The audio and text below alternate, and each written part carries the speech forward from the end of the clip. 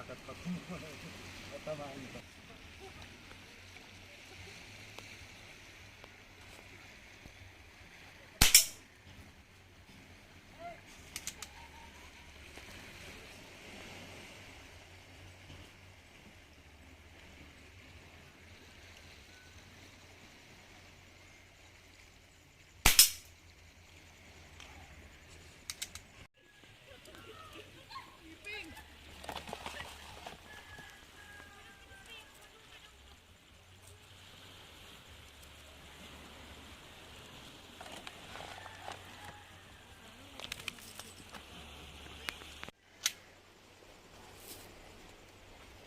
Mahuhulog na baga.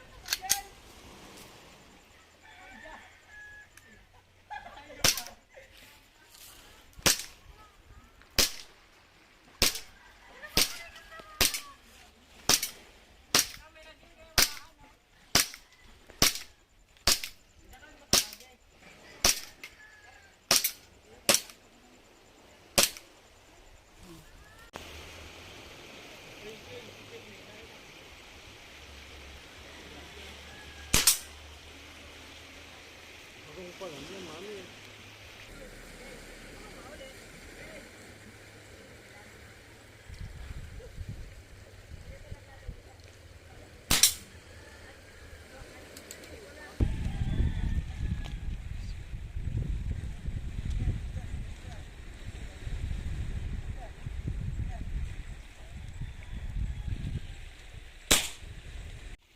First, shout out to Colonel Efrain Fajardo.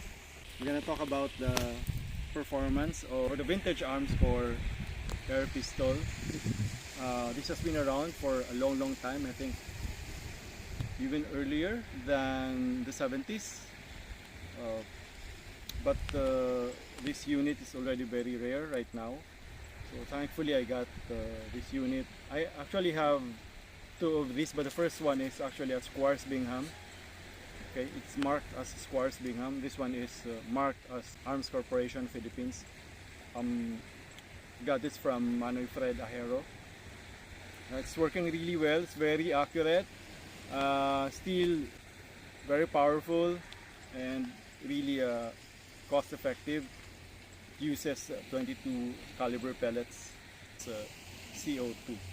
Now this one is a model Glock 19 WE Airsoft Pistol. True to its reputation, the WE produces really powerful airsoft pistols. This is quite popular because this is modeled after very popular model of Glock, which is Glock 19. So it is, so far so good. WE Glock 19 Airsoft Pistol. It is well patterned after the one of the most popular firearm right now, which is the Glock 19 for EDC.